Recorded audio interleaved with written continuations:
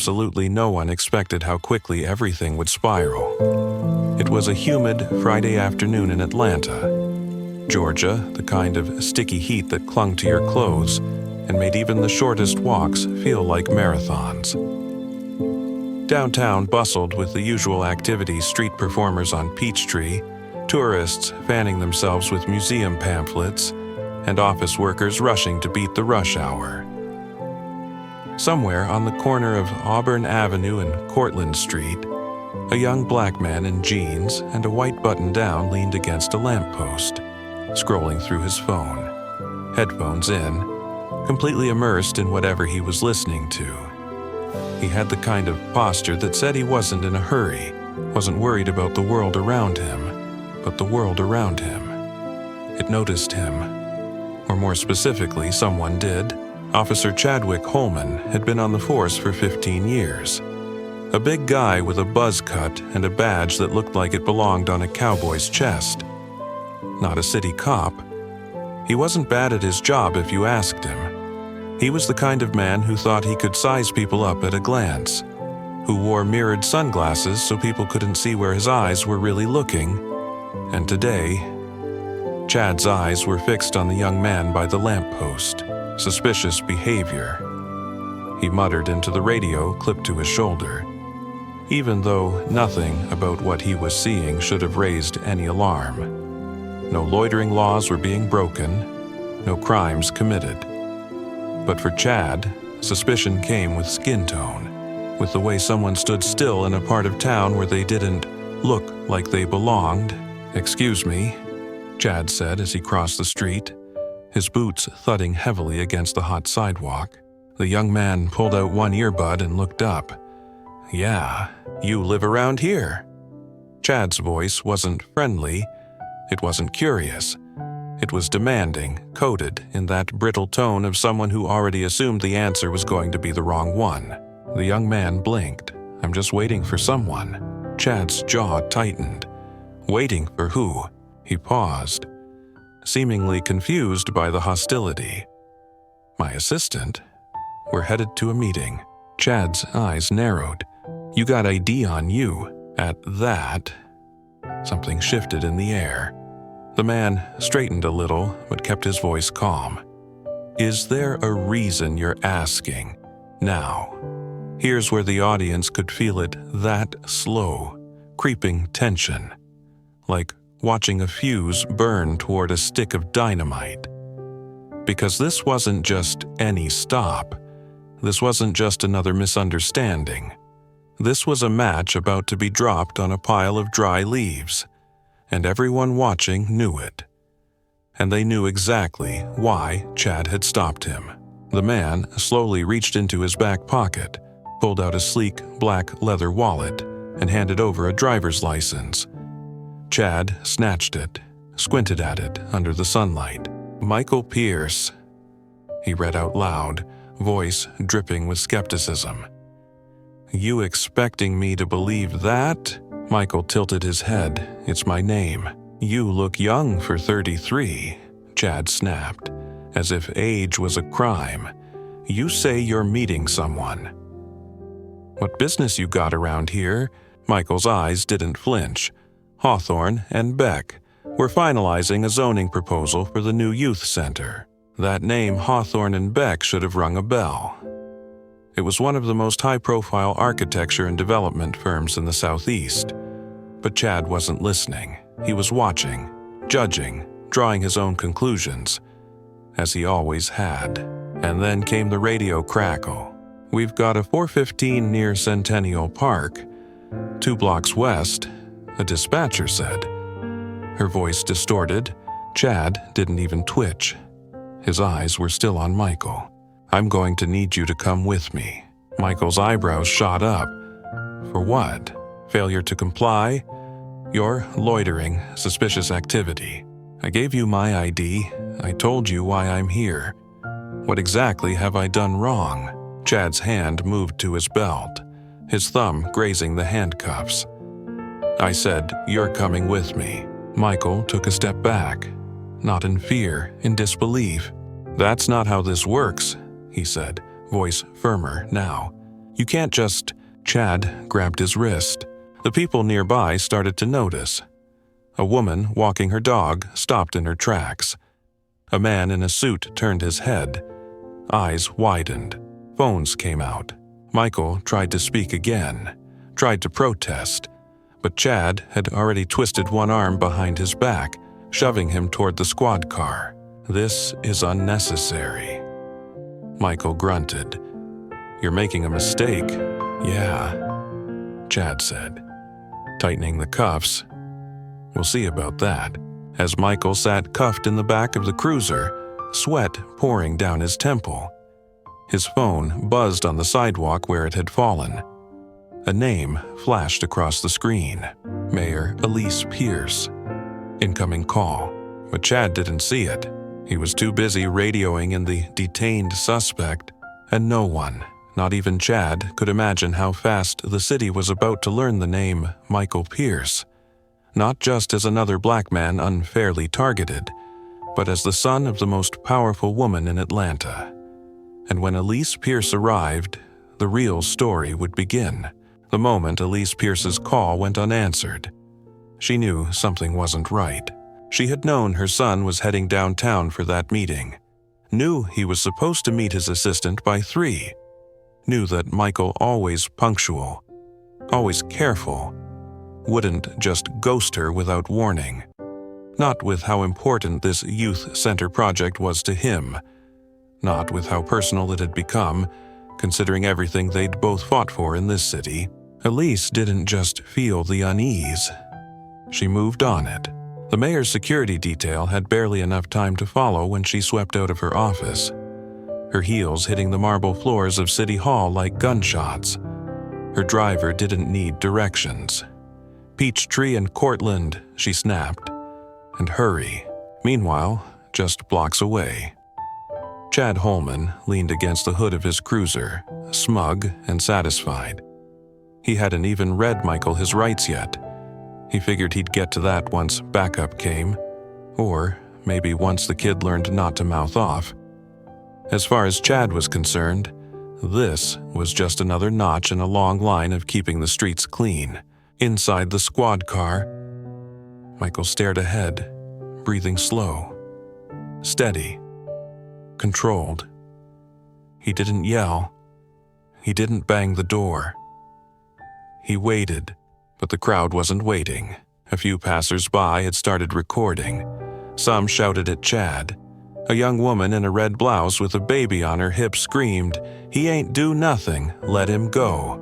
Another man, older, in a Falcons jersey, just shook his head. "This is exactly what we talk about. Every damn day," he muttered, as the red and blue lights flashed in broad daylight.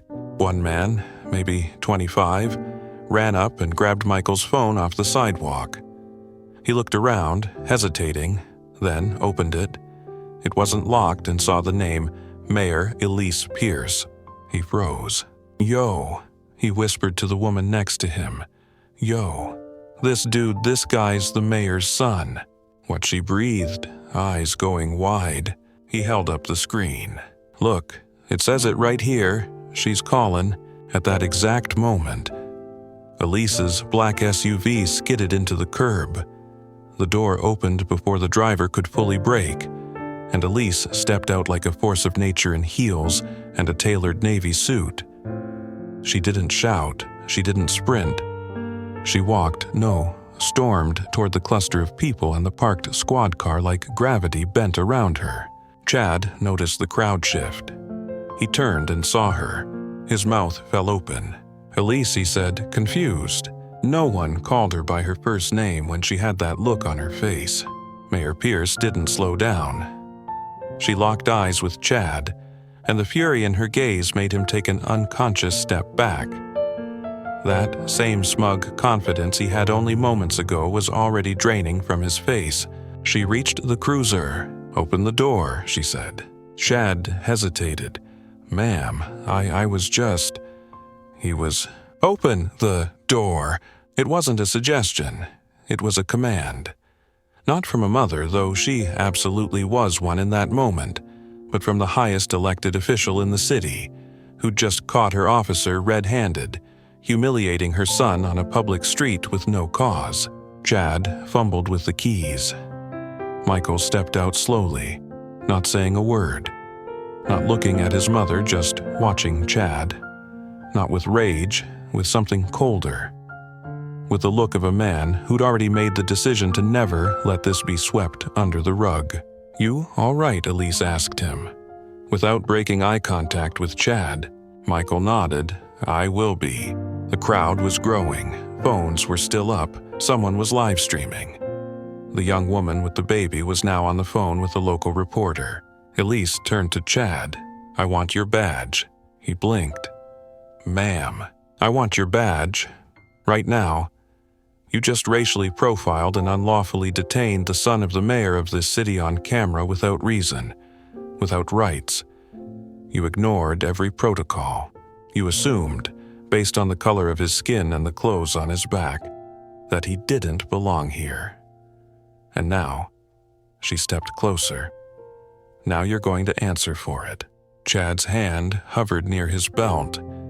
"You don't have the authority. I am the authority," Elise snapped, her voice now echoing across the sidewalk. "You don't work for the Confederacy. You work for the people. And right now, you've failed them." The silence that followed felt nuclear. Michael's phone buzzed again. This time, it was Elise's chief of staff. But Elise didn't flinch. She stared Chad down, hand outstretched. A long beat passed. Then, shaking, Chad slowly unhooked his badge and placed it in her hand. Elise held it up. "To the people of Atlanta," she said. Her voice now raised just enough to meet the lenses of the recording phones. "Let today be a reminder that no one is above accountability. Not in my city. Not while I'm mayor." And the crowd, quiet moments before, erupted in applause. Chad looked like a man who'd forgotten how to breathe. Michael finally stepped forward. "Mom," he said quietly, "we've got a youth center to fund. Let's get going." Elise gave Chad one last look. "Don't worry," she said. "You'll be hearing from Internal Affairs." They turned and walked away. Michael tall, calm, unshaken. Elise a tempest in motion. And in the stunned silence left behind, the city took notice. This wasn't just about a wrong stop. This was about justice. This was about showing that being a mayor isn't just ribbon cuttings and press conferences, it's protecting your people, all of them, especially when they look like your son. The silence inside the SUV was heavy, but not with anger. It was the kind of silence that hummed with resolution. Elise didn't speak right away. She adjusted the rearview mirror herself, something she never did, eyes focused not on the road, but on her reflection. Her jaw clenched once, then again. Then she turned to Michael. "You good?" she asked again, this time softer. Michael gave a quiet laugh under his breath. "I'm used to it." That hit her harder than any protest would have. "No," she said, sharp but trembling with emotion. "You shouldn't have to be." The driver glanced back through the mirror, but one look from Elise and he knew better than to say anything. He turned the corner, heading up Edgewood toward City Hall, the weight of what had just happened sinking into the vehicle like fog. Michael leaned back, eyes on the ceiling. "I didn't tell him who I was," he said. "Didn't even get the chance." "You shouldn't have had to," Elise replied. "He should have seen a man, not a suspect." Michael didn't answer, not right away. I saw the look in his eyes, Ma. He wasn't curious. He wasn't cautious. He was sure. He already decided what I was. Elise looked at him again, her features softening. "And that's why we're going to make sure the rest of this city sees what he refused to." Michael turned his head, a flicker of interest in his expression. "What do you mean?" "We are holding a press conference in 2 hours." Michael blinked. "You sure about that?" "I'm sure I've had enough. Enough of our people being treated like trespassers in the neighborhoods they built." Enough of being judged by our skin before our name. And after today, after what they saw, her voice turned steely. This city is going to learn exactly who Michael Pierce is. The SUV pulled to a stop behind City Hall. Elise's chief of staff was already waiting on the steps, phone in one hand, a stack of press notes in the other, eyes wide when he saw Michael. "Is he okay?" he asked, voice low. "He's fine," Elise said, "but Chad Holman isn't." Her team scrambled into action the moment she stepped inside. Phones rang. Security footage was requested. Lawyers were briefed. And by the time the mayor stepped behind the podium in the press room, the story had already started making waves online. The live streams, the tweets, the hashtags. Justice for Michael was trending before she even opened her mouth. But she didn't start with anger. She started with the truth. "This afternoon, my son, Michael Pierce, was unlawfully detained and handcuffed by Officer Chad Holman on the corner of Peachtree and Cortlandt. His crime: waiting on a sidewalk. His sentence: humiliation, fear, and a reminder that even the children of mayors are not immune to the disease of racial profiling." The room fell silent. Elise looked straight into the camera. "This is not just about Michael. This is about every single black man who's been asked to prove they belong. Every boy who's been taught to keep his hands visible and his voice low. Every girl who's been told her hoodie makes her look like trouble. We are tired. Tired of walking the line between dignity and survival." The reporters didn't speak. They didn't dare. "But let me be clear," she continued. "We are not powerless. And today, the people of Atlanta and the country will witness what it looks like when power is used not to protect the comfortable, but to defend the just." Michael stood off to the side, out of frame, watching his mother command the room like a general. She didn't raise her voice. She didn't need to. She had the city's attention now, and this time, they were going to listen. After the press conference, calls flooded in, news networks, advocacy groups, even city officials from other states. What had begun as a routine abuse of power was now a flashpoint, a reckoning. But back in the precinct, Chad Holman was pacing. He'd watched the press conference on the little TV in the break room. His hands clenched so tightly his knuckles turned white. His phone hadn't stopped vibrating. Not from support, but from news outlets asking for comment. From his union rep. From internal affairs. He couldn't believe it. This was supposed to be nothing. A stop and question. A write-up at most. Instead, it was national. And then came the suspension. By the end of the day, he'd been formally relieved of duty pending investigation. His gun and badge already taken were now logged as evidence in what the mayor called a citywide audit of racially motivated detainments. But Chad wasn't done, at least not in his mind. He watched the TV screen one last time, just as it replayed the moment Elise took his badge on the sidewalk. "She's grandstanding," he muttered, "using this for politics."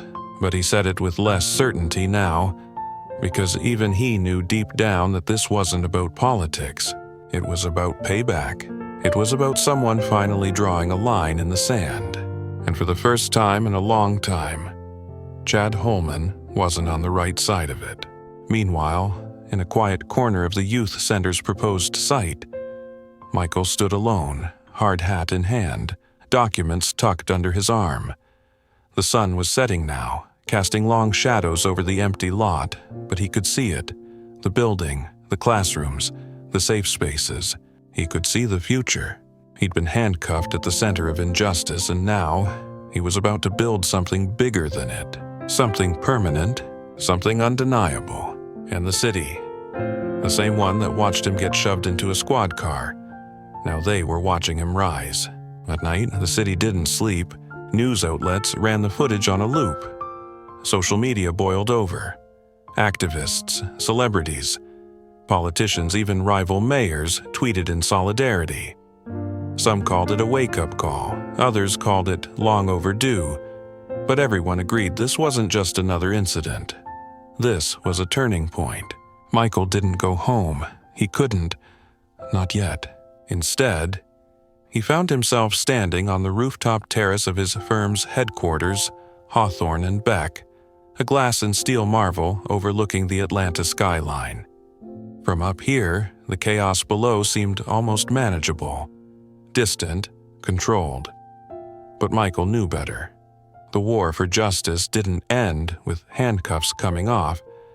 That was just the beginning. Behind him, the conference room glowed with light as the board gathered for an emergency meeting called not by Elise, but by Michael himself. He walked in slow, steady, every pair of eyes turning as he entered. For the first time, they weren't looking through him. They were really seeing him. "Thank you all for coming," he said, placing his folder on the table. "I know this isn't our usual quarterly." Some of them chuckled nervously. Others nodded in quiet respect. "I want to talk about accountability," he continued. "Not just in politics, not just in policing, but here, in how we build, where we build, and who we build for." The room was quiet. "I was handcuffed today," he said plainly, "on the sidewalk, for waiting." He let the silence stretch. "And if that can happen to me, how many of the kids we claim to serve are dealing with worse?" No one had an answer. "So, here's what I'm proposing," he said, flipping open the folder. "A new Community First initiative. We don't just design buildings, we design access, that youth center. It's going to be run by the people who live here, staffed by them, trained by us. And it's not just for recreation, it's for resilience, job training, legal education, crisis response." One of the board members, an older woman with silver-streaked hair, cleared her throat. "Michael, that's ambitious." He smiled. "It has to be." A younger man leaned forward. "How soon can we launch?" Michael didn't hesitate. "We start tomorrow." And just like that, the blueprint shifted not just on paper, but in purpose.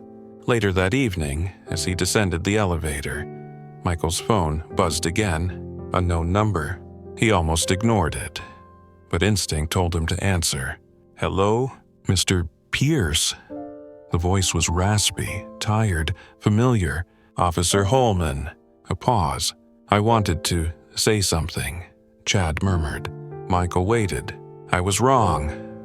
Chad said, "I don't expect forgiveness, but I need you to know, I saw the footage. I saw how I looked, and I didn't recognize myself." Michael leaned against the wall. "You didn't see me then either," he said. "But I saw you." Another pause. A long one. "I thought I was protecting this city," Chad admitted. "Turns out I was just protecting my assumptions." Silence stretched between them. Finally, Michael spoke. "If you want to protect this city, Officer Holman, start by listening to the people who've been telling you it's broken." And with that, he ended the call. No anger, no satisfaction, just truth. The next morning, Atlanta woke to murals of Michael's face on brick walls in Sweet Auburn. Headlines in bold fonts. "Mayor's son becomes catalyst for change." Schools played clips of Elise's speech in civics class. And downtown, the first construction beam of the youth center was raised, painted not in steel gray, but in vibrant blue and gold, the colors of the city.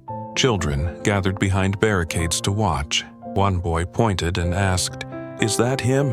"Yeah," a woman whispered, smiling. "That's the man who stood up." As Michael stepped forward, hard hat gleaming, someone in the crowd shouted, "Thank you." He paused, hand on the railing. "I didn't do this alone," he said. He looked out at the faces, black, brown, white, young and old, angry and hopeful. "I stood up because they sat us down for too long. I spoke because too many of us have been silenced. And I fought because you deserve better." A cheer erupted. "But this isn't the end," he continued. "This is the foundation. And foundations are only strong when we build them together." The crowd applauded. Some cried. A little girl lifted her handmade sign above her head. "We see you." Michael turned to the workers behind him. "Let's build." And as the first bolt was driven into steel, the city felt it. This was not a headline. This was a movement. And Michael Pierce wasn't just the mayor's son anymore. He was a builder of justice. Weeks passed, but the city didn't forget. If anything, the story of Michael's arrest and the aftermath had grown larger than anyone anticipated. It became a symbol, a mirror, a rallying cry. Across the country, other cities began to ask the same questions. Who do we criminalize by default? Who do we protect without cause? And who's been carrying the weight of that imbalance for far too long? But in Atlanta, something else was happening. Something deeper. In the mayor's office, Elise sat across from a city council divided. Half were invigorated by her momentum, the other half uneasy. Not because they disagreed, at least not openly, but because the truth she'd ignited had started burning into their own complacency.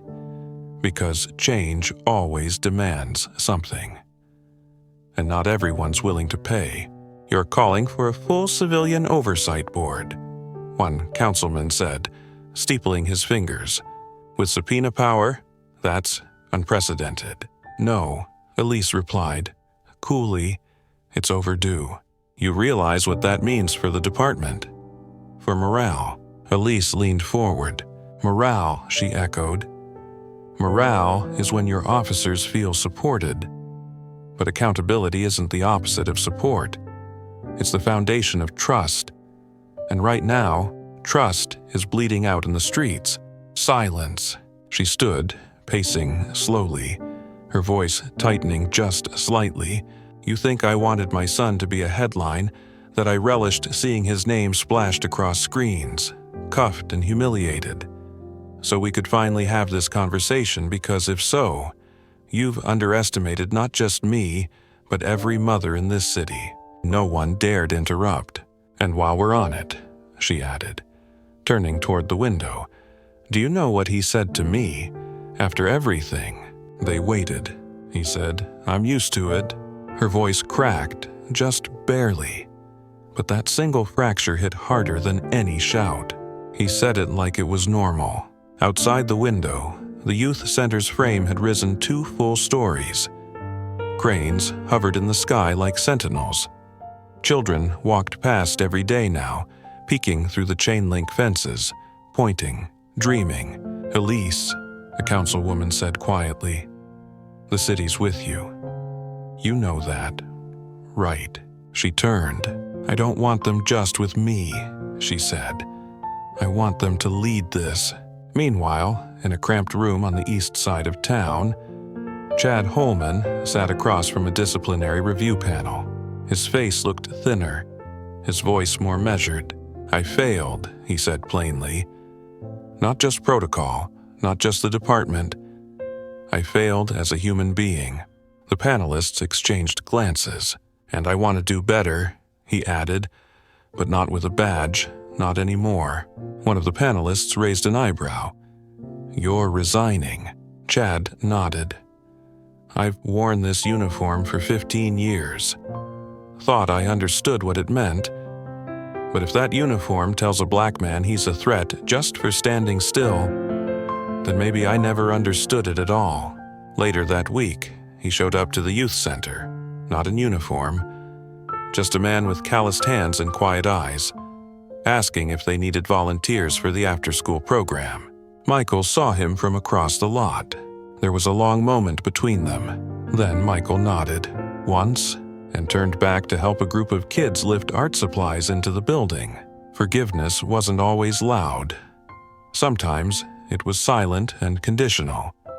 Sometimes it just meant not slamming the door shut. Inside, murals had begun to bloom on the interior walls, painted by local artists, guided by the kids themselves.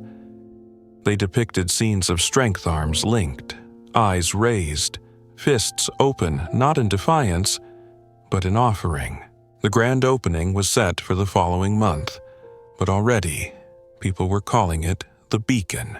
At the opening ceremony, Michael stood behind the podium once more, this time not as the victim, not even just as the architect, but as a reminder. Today, he said, we open these doors for more than just a building. We open them for every young person who's ever been told they're too loud, too different, too much. He paused.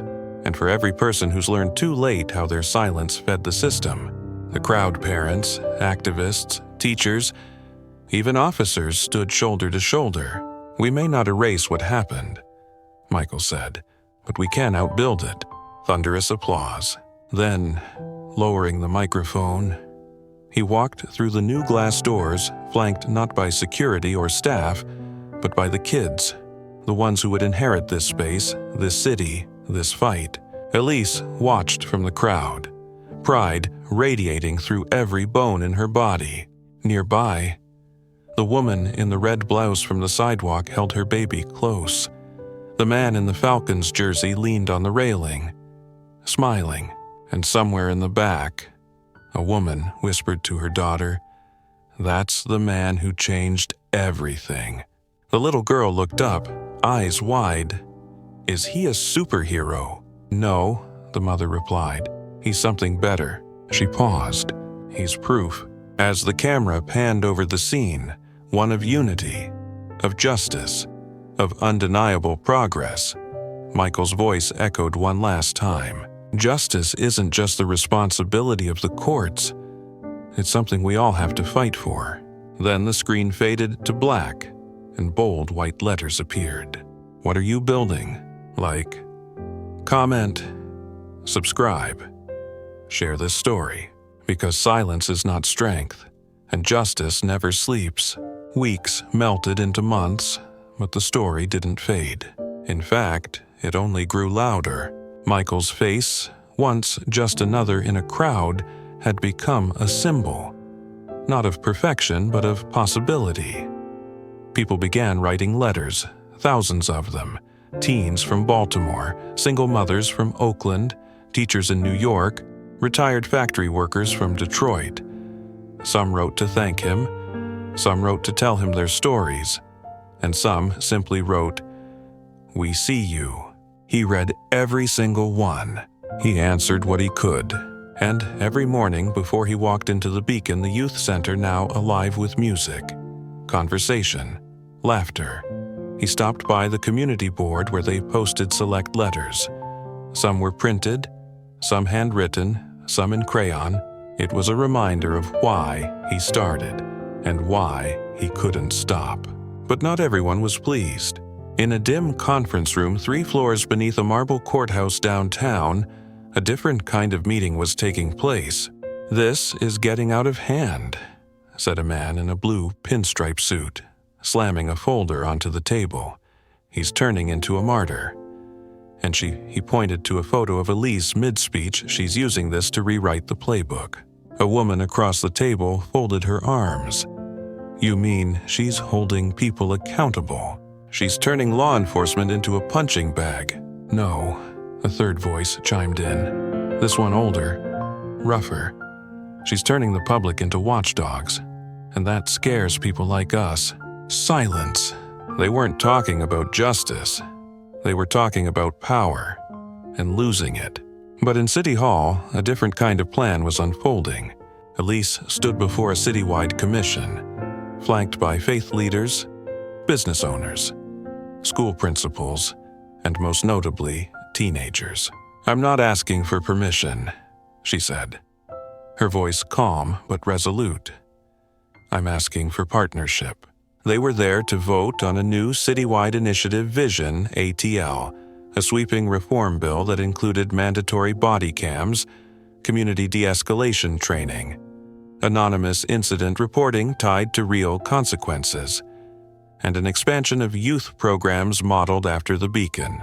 It was radical, it was untested, it was risky, but it was real. And when the vote came in 9-2 in favor, the chamber erupted.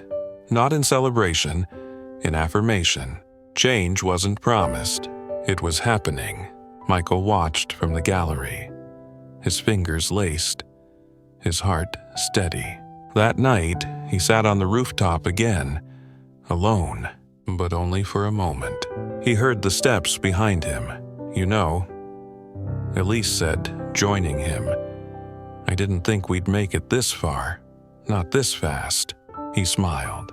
"You always say progress is slow." It is, but sometimes it sprints. They looked out at the lights pulsing, moving, blinking. A city not perfect, but trying. "Did I ever tell you why I named you Michael?" she asked suddenly. He looked at her, surprised. "No." She leaned forward, eyes on the skyline. "Michael means who is like God. It's not a question, it's a challenge. A reminder to act with the kind of courage, compassion, and conviction we're meant to strive for." Michael exhaled, deep and full. Then, quietly, "You think I'm living up to it." She turned. "I think you've already exceeded it." He smiled, a little crooked, a little tired. "There's still more to do. There always is." The next morning, Michael walked through the doors of the Beacon and found a line of new applicants waiting for interviews: teen mentors, social workers, artists, and at the very end of the line was a young boy in a pressed shirt, holding a portfolio of sketches. Michael recognized him. He was the kid who held the "We See You" sign at the opening. "You here for the internship?" Michael asked, smiling. The boy nodded, nervous. "Yes, sir." "Name?" "Elias."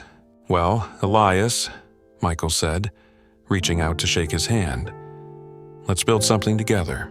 Outside, the sun rose soft but brilliant, spilling golden light across the city that once watched a black man get cuffed for standing still, and now stood taller because he moved forward. And in the closing frames of the video, we returned to the crowd, the sidewalks, the voices that rose when justice seemed silent, faces young and old, tears, smiles, hands held. A single phrase fades onto the screen, in bold white letters. "Stand up, speak out, build forward." Then, subscribe for more stories that matter. Comment with what justice means to you. Share this video with someone who still believes in change, because this was never just a story. It was a beginning.